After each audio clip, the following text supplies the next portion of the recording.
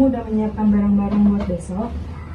Udah Bu, tapi kenapa ya Bu? Aku takut banget buat besok ke kota. Gak apa-apa, di sana kan juga pusat kota. Terus pasti kamu nanti lama-lama terbiasa kok. Dan di sana kamu harus selalu menerapkan protokol kesehatan ya, biar supaya kesehatan kamu juga terjaga. Iya Bu, doain aku ya Bu. Ya.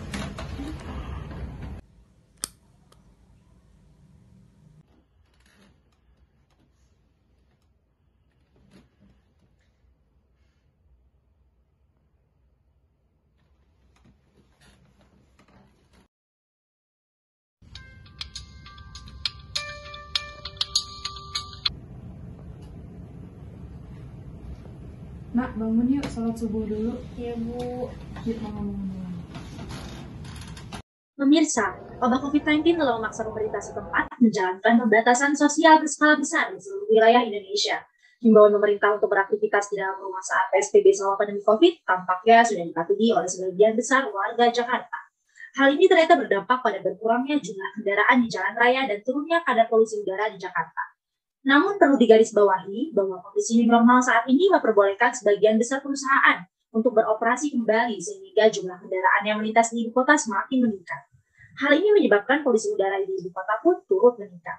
Sudah menjadi rahasia umum bahwa Jakarta sebagai kota metropolitan yang belum bisa terbebas dari kata macet, karena memang sebagian besar penduduknya lebih memilih untuk menggunakan transportasi pribadi dibandingkan dengan transportasi publik. Bahkan sebuah survei menyebutkan bahwa ada sekitar 18.000 kendaraan yang melintasi kota Jakarta setiap harinya.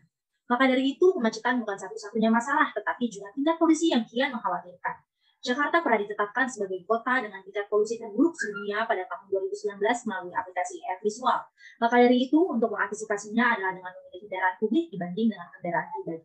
Usai sudah kebersamaan kita dalam redaksi pagi edisi hari ini, informasi terkini lainnya akan hadir di redaksi siang pada pukul 12.15 waktu Indonesia Barat. Saya Nadika Rosabila pamit undur diri dan sampai jumpa.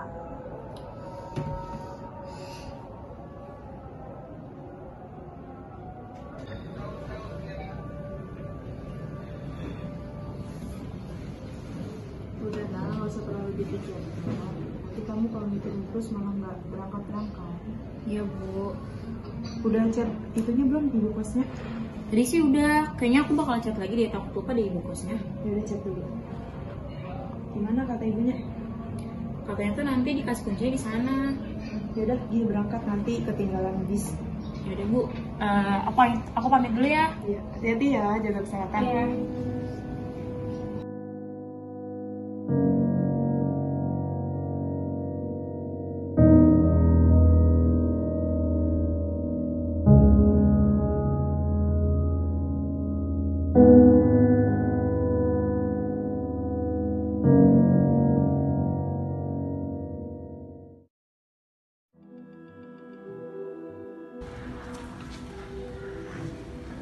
Permisi Bu, ini dengan kos Bu Fitri ya Bu? Oh iya, si Neng yang dari desa ya?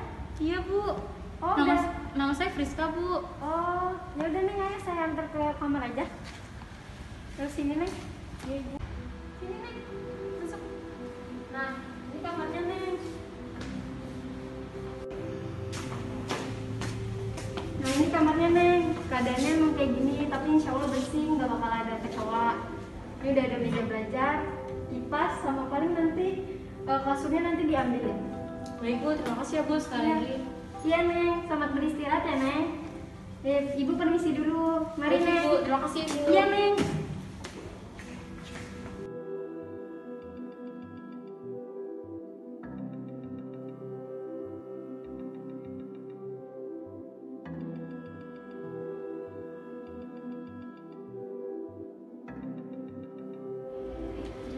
Pris, kapan sampai ke Jakarta? Mana? Mas seriusan naik apa? Naik bis dong. Pasti jalanan nanti macet banget ya, Pris? Iyalah, mana Jakarta masih lagi. Itu mah nggak usah ditanya, namanya juga Jakarta udah gedung tinggi, panas, macet, polisi kemana-mana lagi. Iya, padahal sekarang lagi pandemi ini, tetap aja jalanan rame. Yuk, masuk yuk. Yuk, udah ada dosen tuh kayaknya. Telat lagi nih.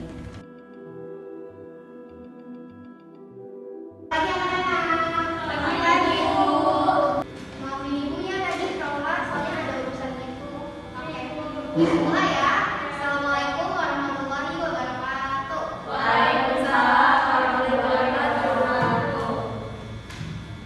Gimana kabar kalian semua? Baik, Ibu. Oke. Sekarang kan pertemuan pertama kita nih ya. Kita santai-santai aja ya. Dimulai dari perkenalan aja. Ibu mau tahu di sini yang paling jauh rumahnya siapa ya? Friska, Bu, yang lumayan jauh. Oh, Friska gimana rumahnya? Di Jawa Timur, Bu.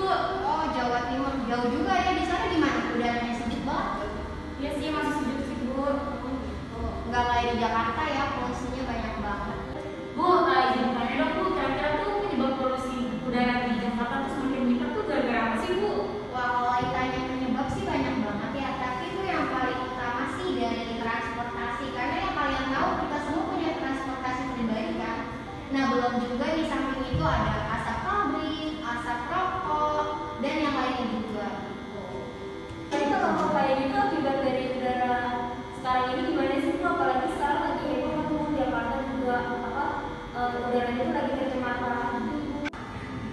Pasti ada, dan yang paling parah tuh di kesehatan kita sendiri. Misalnya nih ada gangguan pernapasan, lalu juga ada asma, ispa, dan juga yang paling parah berakibat ke kanker paru-paru.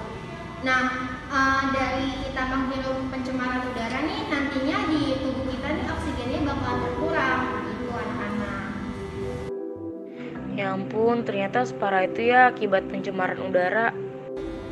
Bu, kira-kira cara mengurangi dan pencegahannya gimana ya, Bu? Misalnya nih, tadi kan saya bilang dari transportasi pribadi bisa kita ubah ke transportasi umum. Terus juga sebelum kendaraan pribadi diluncurkan itu harus ada uji emisi gasnya. Terus juga mengurangi pembakaran sampah, lalu juga mengurangi asap rokok, dan pabrik pun harus memfilter asapnya mereka biar pencemaran udara itu nggak makin parah gitu. Oh, gitu ya, Bu. Iya, sama-sama sayang.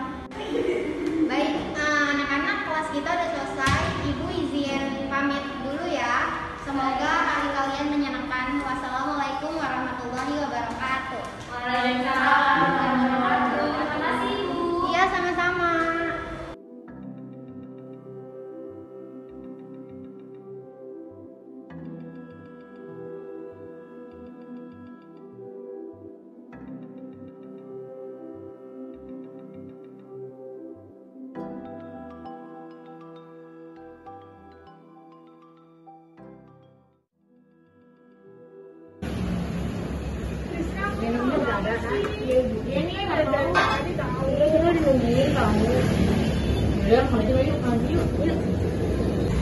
Kita mau gak sih pakai masker dulu? Pastilah, Kak. Ayo. Ya, malah kan namanya juga protokol kesehatan, kan. Iya, apalagi udara itu udara ikan di sini. Jadi ya kita makan sendiri.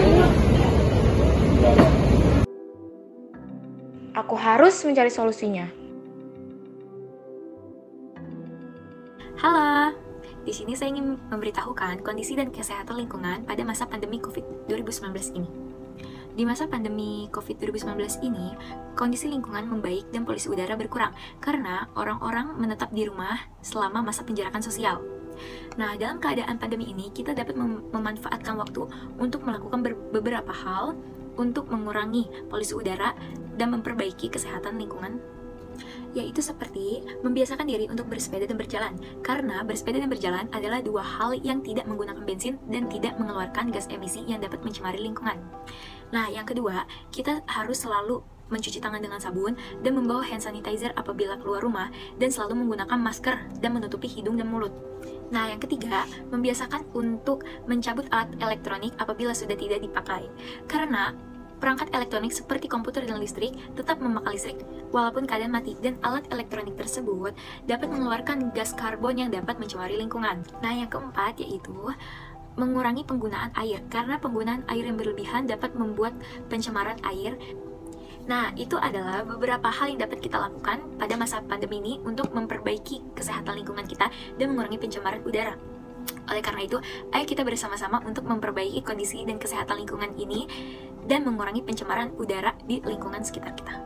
Nah, selanjutnya saya akan memberitahukan penanggulangan pencemaran udara, terutama di perkotaan.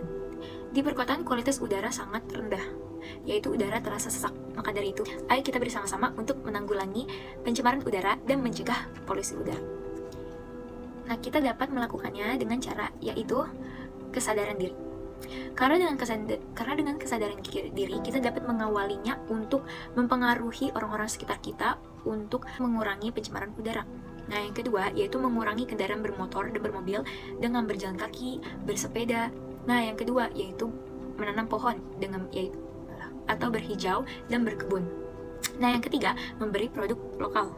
Nah, yang keempat, mengurangi makan daging. Nah, yang kelima, yang terakhir yaitu makan produk lokal dan organik. Nah, dengan berjalan kaki, menanam pohon, kita dapat mengurangi pencemaran udara dan memperbaiki kondisi dan kesehatan lingkungan kita. Maka dari itu, mari kita bersama-sama bergerak untuk mengurangi pencemaran udara dan membuat lingkungan kita menjadi lebih asri, nyaman, hijau, dan aman. Terima kasih. Aduh, gimana ya, Bu Bos, kok bakar-bakar sampah sih? Itu kan pencemaran udara. Gimana ya caranya biar Ibu Kos tuh nggak ngelakuin kayak gitu lagi? Tapi gue takut deh kalau Ibu Kosnya tersindir. Yaudah deh, bismillah aja.